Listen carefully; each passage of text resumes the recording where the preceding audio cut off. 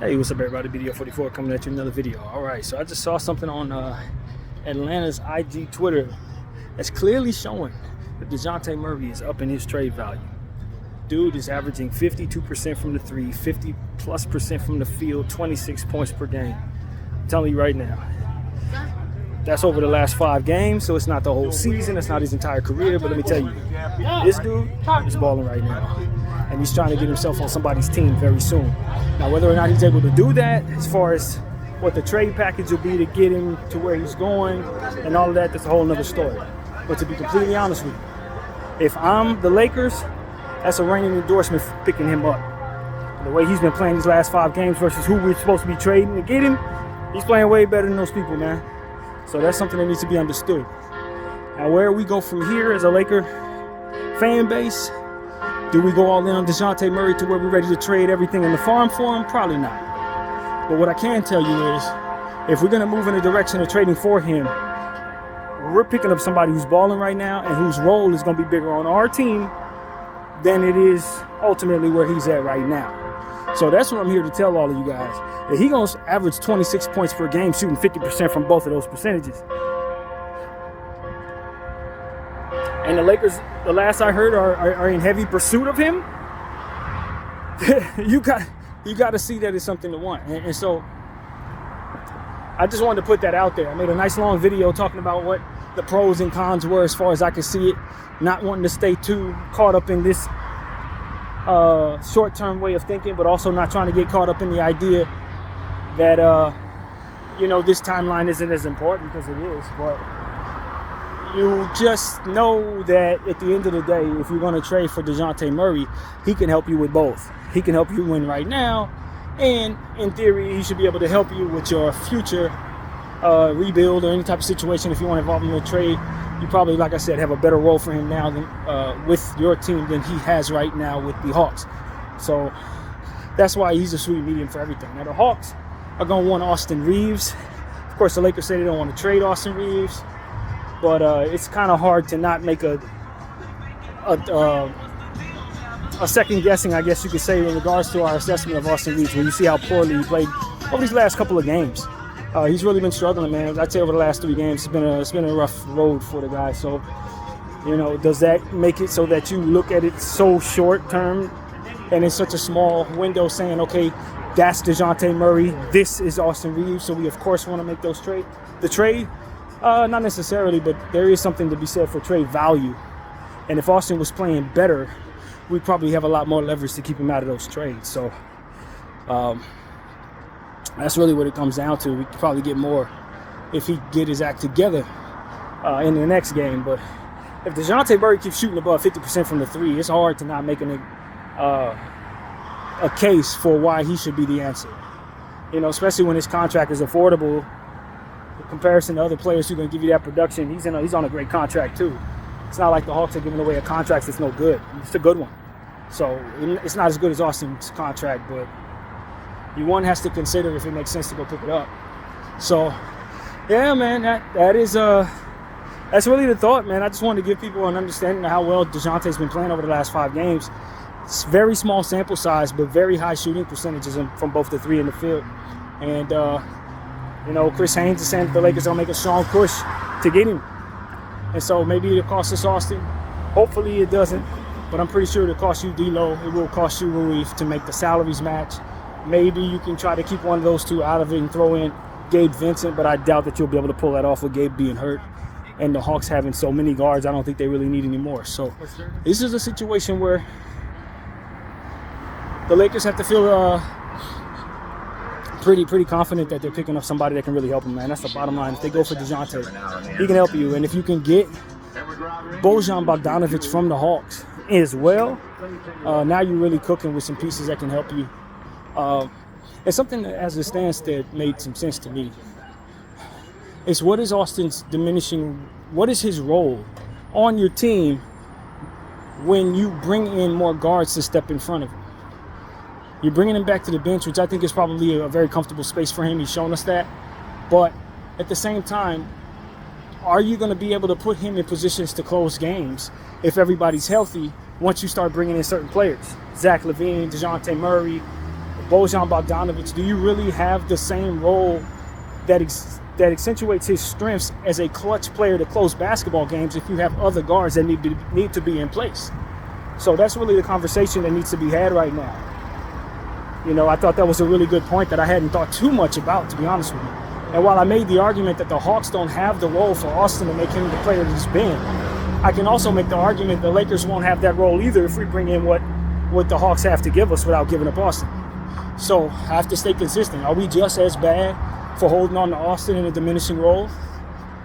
Or are we going to give him the role that ultimately to allow him to also close games? Because my argument is I want his clutch ability and his intangibles come playoff time. But if I got players that are going to be stepping in front of him who are likely going to be closing basketball games, do I really need Austin to still beat Austin, or am I need him to be a lesser version of himself, as to which is at the same value when you're holding his contract, feeling as good about it as you do? So I got to be consistent, you know, and that's really something to be said. Do we have the same role for him if we get everything out of these trades we want without giving him up? You know, so we want to hold on to people for the right reasons. We want to give them the best opportunity to be themselves. I think Austin Reeves is probably best off the bench at 27 minutes per game, 28 minutes per game. I know a lot of people were getting on Coach Ham for saying that he wants Austin at 25 minutes per game or so. But I wasn't actually as frustrated with that as maybe many others were, just because I don't want to wear Austin out. And I don't know that I want him on the floor with some of the other players that we have as much, given the fact that you want to diversify some of those minutes to those players, and there's such deficiencies defensively on the floor with certain combinations of players. It's not really about whether or not you trust Austin Reeves, it's whether or not you can give everybody their minutes without leaving gaping holes defensively on the floor. And so that is why in this situation, maybe it is best to have Austin at a 25 to 28 minute range, so that when you do play some other players like D'Angelo Russell, you don't have to diminish their numbers, their minutes in such a way so that is keeping them off the floor more than they should be, so that you can have opportunities to keep him on the floor without having defensive issues. So yesterday was a real glaring hole for that. We saw a lot of Austin D'Lo in the third quarter. We also saw them score on us a lot in that quarter. So it's like rotations matter, man. It's not just as simple as I want my guy to play 35 minutes. Well, if he's on the floor with people we can't be on the floor with because of basketball reasons, then you got to keep those other guys off the floor for their minutes. And nobody said they wanted to diminish D'Lo to 20 minutes. Nobody ever said they wanted to diminish, you know, Vanderbilt to 10 minutes. But in order to make your roster make sense, you may have to do that to keep other guys on the floor for as long as you want to be there. So these are real things we have to consider. It's not a simple job that Darvin has. We may not be doing the greatest job with it, but I'm not certain that it's just as simple as, oh, okay, we just play this guy this many minutes, this many minutes. Then you got to diversify to say, well, somebody's going to be losing minutes, and are you better for that? So that is what needs to be understood. And so I think that you bringing in DeJounte Murray probably gives you a lot more flexibility to keep him on the floor for more minutes, given the fact that he can play some two-way basketball. You can have him as your solidified point guard without having some of the defensive issues. And so that is something that needs to be said.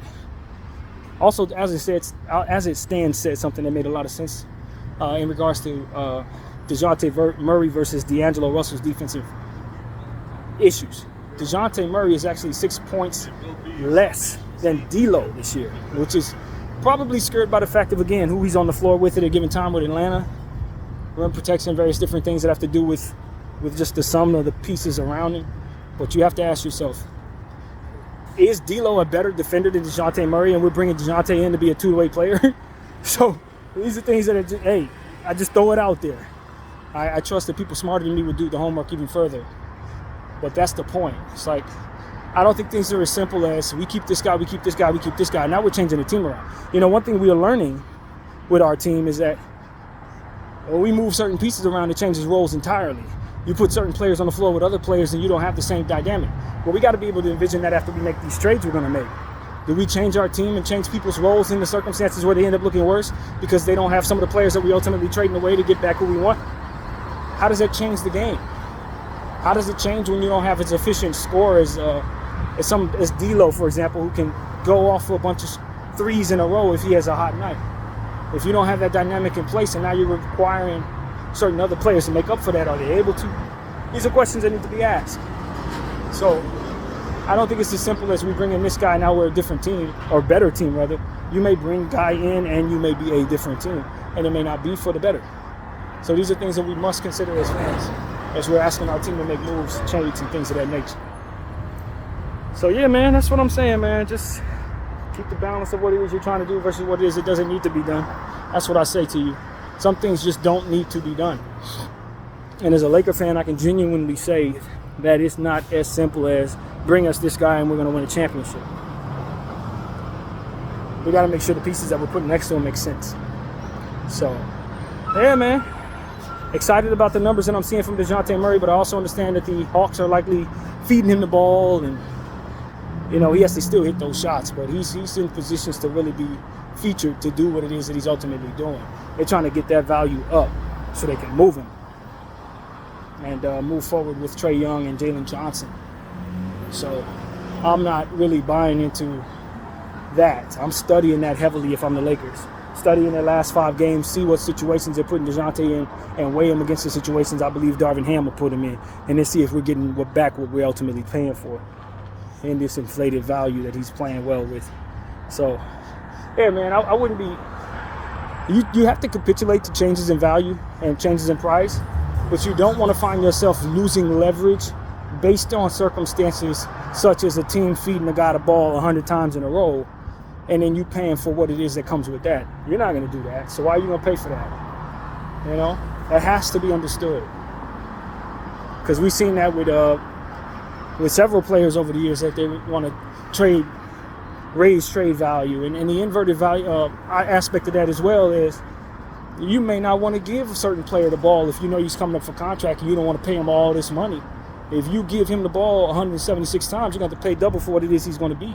So it's like, nah, let me keep him off the floor. Let me not. Yeah, he's playing great, but we're going to limit those minutes so that we don't have to worry about paying him. Like that's a real thing.